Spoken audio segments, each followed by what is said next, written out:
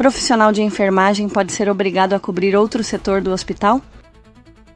Carolina já estava acostumada à rotina intensa do hospital. Enfermeira dedicada e comprometida, trabalhava há 5 anos na pediatria, setor no qual se especializou e onde se sentia segura. Mas naquela noite, seu plantão tomou um rumo inesperado. Minutos antes de assumir seu posto, a supervisora de enfermagem se aproximou apressada. Carolina, vamos precisar que você cubra a UTI adulto hoje. 2 enfermeiros faltaram e estamos sem pessoal suficiente. A frase caiu como um choque.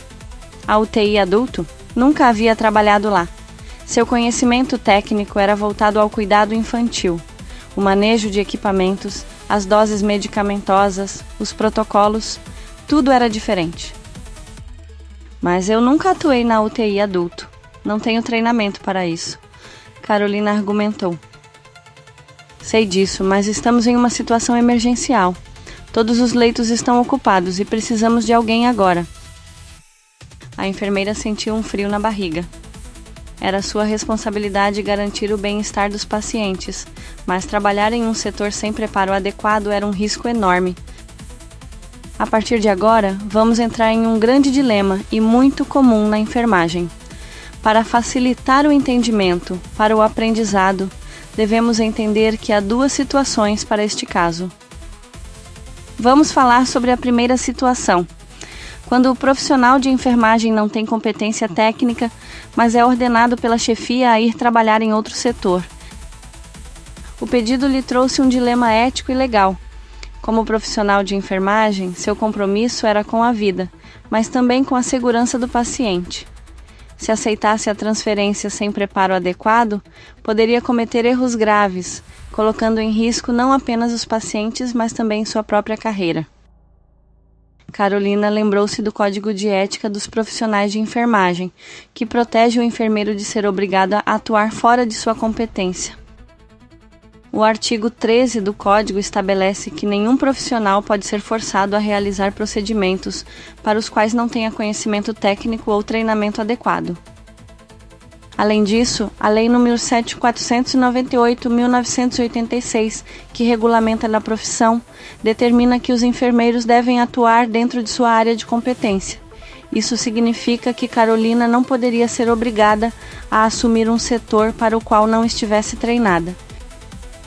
Se aceitasse a transferência, poderia ser responsabilizada por negligência, imprudência ou imperícia, podendo responder a um processo ético no Conselho Regional de Enfermagem, COREN, e até judicialmente. Se eu assumir esse plantão e algo der errado, a responsabilidade será minha? Perguntou a supervisora. A resposta veio seca. Sim, mas precisamos confiar no seu conhecimento como enfermeira. Carolina sentiu um peso nos ombros. Sabia que se algo acontecesse, poderia ser considerada culpada. Diante desse impasse, ela decidiu se posicionar.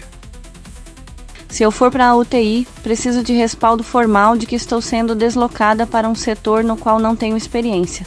Quero um documento assinado pela gestão do hospital, deixando claro que estou sendo realocada sem treinamento prévio. A supervisora hesitou. Isso não é necessário. É necessário sim. O Código de Ética me protege disso. Se eu errar em algo, não quero ser responsabilizada sozinha. A supervisora suspirou, olhou para os lados e finalmente cedeu. Vou tentar reorganizar a equipe de outra forma. Carolina não respondeu. Sabia que a enfermagem exigia flexibilidade, mas também sabia que a flexibilidade não podia sobrepor a ética e a legalidade. Trabalhar sem preparo não era apenas um risco, era ilegal. Agora vamos para a segunda situação, quando o profissional já conhece a rotina do setor. Mas e se a situação fosse diferente?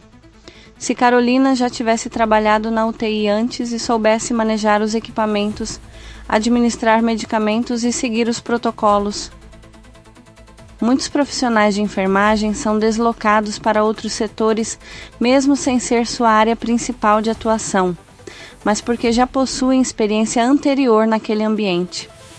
Se esse fosse o caso de Carolina, seria difícil recusar a transferência, pois não haveria justificativa técnica para negar a assistência. Se a profissional já trabalhou no setor, conhece a rotina, os equipamentos e os procedimentos, o hospital pode exigir que ela vá. A recusa, nesse caso, poderia ser vista como falta de colaboração e até levar a advertências ou punições administrativas. A questão legal muda nesse cenário. Como Carolina já teria capacidade técnica para atuar na UTI, sua recusa poderia ser interpretada como insubordinação, a menos que houvesse um motivo legítimo, como sobrecarga de trabalho, fadiga extrema ou condições inadequadas de segurança. Ainda assim, a obrigatoriedade deve seguir algumas regras. O hospital deve garantir condições seguras para a atuação do profissional. Não pode haver sobrecarga excessiva de trabalho. O enfermeiro deve receber suporte da equipe do setor para se readaptar rapidamente. Se Carolina tivesse experiência prévia na UTI e a supervisora insistisse na realocação, sua recusa poderia trazer consequências. Mas, se ela nunca tivesse trabalhado lá e não se sentisse capacitada, não poderia ser obrigada a assumir. Conclusão: a enfermagem entre a ética e a necessidade. A realocação de profissionais de enfermagem para outros setores do hospital pode ocorrer, mas precisa respeitar limites técnicos e legais. Se o enfermeiro não tem capacitação técnica para atuar em um setor, ele não pode ser obrigado a ir. Se o enfermeiro já trabalhou no setor e tem competência para atuar, o hospital pode exigir sua realocação. Carolina passou aquele plantão refletindo. Se um dia precisasse atuar na UTI, o hospital deveria treiná-la adequadamente antes de simplesmente realocá-la. E para os profissionais de enfermagem que vivem esse dilema todos os dias, a lição era clara. Entre o compromisso com a saúde e os limites da profissão, o equilíbrio é essencial para proteger tanto os pacientes quanto os próprios enfermeiros.